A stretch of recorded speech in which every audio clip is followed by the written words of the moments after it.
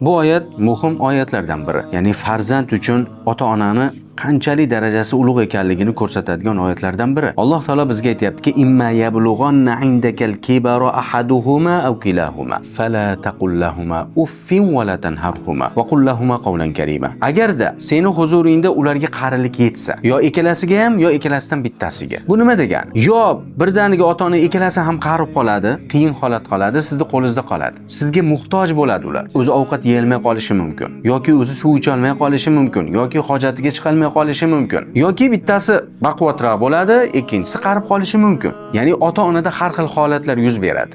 Muhim nima bo'lishidan qat'iy nazar, ota-ona sizning huzuringizda qaridimi, sizning qo'lingizdami? Indaka deganni ham qarang. Sizning huzuringizda, sizning qo'lingizga qarab qolgan. Fala taqul lahumā uff.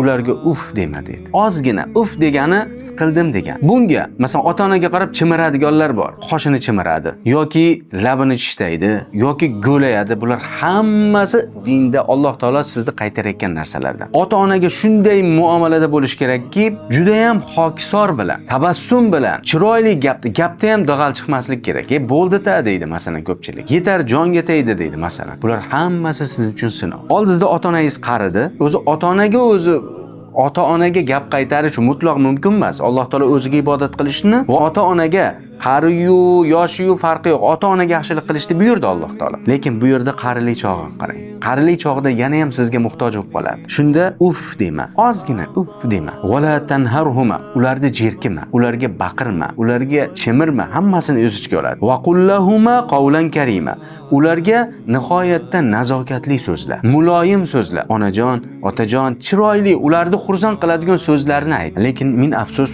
Alloh taolo bizga juda ham ko'p oyatlarda, hadislarda ota-onaga yaxshilik qilishlikka juda ham ko'p dalillar bor, lekin amal qiladiganlar juda ham kam. Allohim bizlarni shu oyatlarga amal qilishimizni nasib qilsin. Ota-onaga oqpadar bo'lib qolishdan Allohim o'zi saqlasin.